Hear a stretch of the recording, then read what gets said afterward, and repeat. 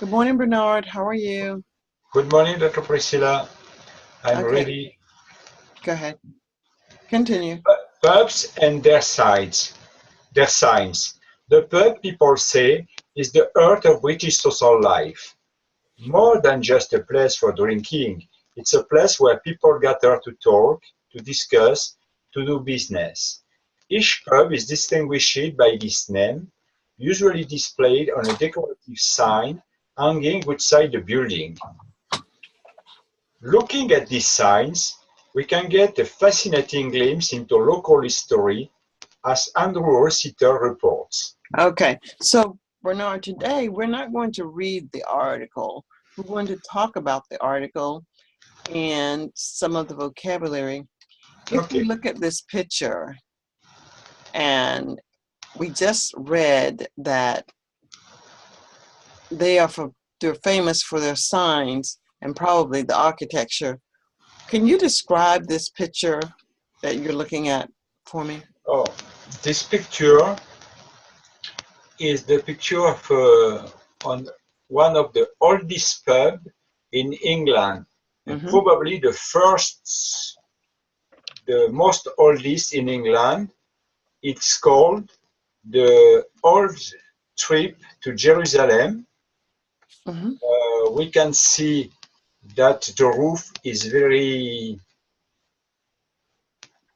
sleeping, Mm-hmm. covering Sloping. is very sloping, covering covered by tiles, uh, Tiles. tiles, Hmm. and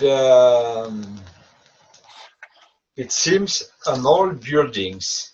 Okay, good. So now what I want you to do is, as you looked at that picture again, down here are the vocabulary words Okay. for our article today. Can you tell me about this picture as you look at the vocabulary words? Try to use some of the vocabulary words. Okay. In the building that we see in picture, we can discuss about the need of old pubs in England. Mm-hmm. In England at this time, many centuries ago, this old pub was like a shop uh, which gather for the people all the needs. Okay, so when we look at this building, we think about the premises. The building is located where? The building is located normally in the What country are we talking about? What country are we talking about? we're talking about England, Very good. the So the this pub, countryside.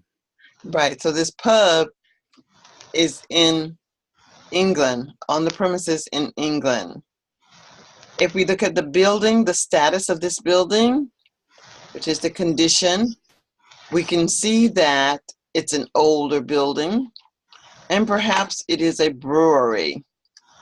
Okay. I want Yes. you to try to use the vocabulary. Okay. Okay. All right. Tell me more. But Uh, now, but now let's move on from describing the building and tell me about things that you learned from this article using the vocabulary words if you can. I learned that in the old centuries, the inns and pubs are needed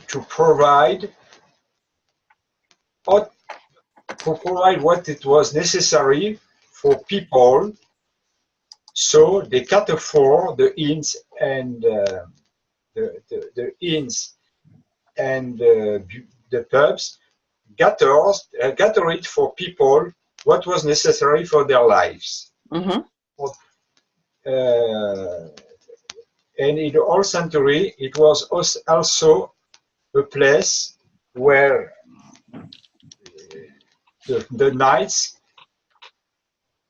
gathered before going Gathered, gathered. gather Uh-huh. before going to the crusades. Mm-hmm. Uh, Crusades, crusades, crusades. crusades, crusades.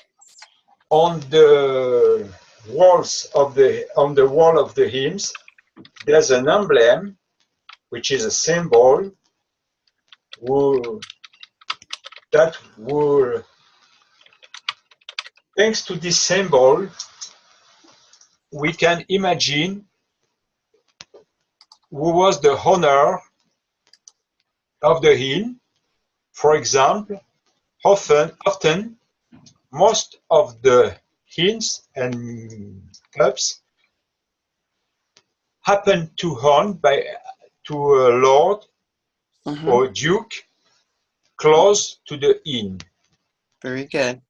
The knight or soldier in the old century who were going to the crusades were dressed in shield, which is a coat of arms, in order to protect them in the battles. As we told about the symbols and the emblems on the pubs, we could see that in some countryside, the emblem was a boar. A boar is a wild pig. Wild pig. Wild pig. Wild pig. Wild pig. And I suppose that above the counter of the pub, a head of a white pig was decorated. Other inns have other symbols, like the Boston Bliss, who relate the time where most of the people of the village of Boston, England, go across the Atlantic in the USA to create a new city of Boston. The person who leave England were the settlers who create the new Boston in the USA. Okay, so let's stop right there. And as I could see, you were able to use the word knight, emblem, shield, settler, boar, and the wild pig. Now, let's create our own dialogue for the next few minutes, again, focusing on the vocabulary as we interact with conversation. I found this article very interesting because I had not heard of these names in the U.S. Most of the places in the U.S., as I know about them, they're just called bars. I know the word brewery, and it has to do with fermenting beers and things, maybe even some other stronger beverages like alcohol, but I think of beer when I hear the word brewery. What are the bars called in your country where people go and drink? In our country, we rarely find a pub. For example, in Gap, there's only one coffee which is called pub because it's decorated like an ancient buildings, but it doesn't have an emblem and it doesn't have the warmth of the real pub. In fact, it's a normal coffee. We try to. Okay, is this word cafe or coffee? What are you saying? Cafe? Cafe. Okay. Cafe. Okay. Okay, cafe. So the cafe that you're speaking about is it a pub? No, it's a bar where you can drink alcohol, where you can drink coffee, where you can drink everything you want, fruit juice and other things. And there's a lot of coffee in France. So are you saying a lot of cafes or a lot of coffee? Coffee. Coffee? There's a lot of coffee in France. A lot of coffee. It's like a bar. Okay. bar coffee is the same meaning.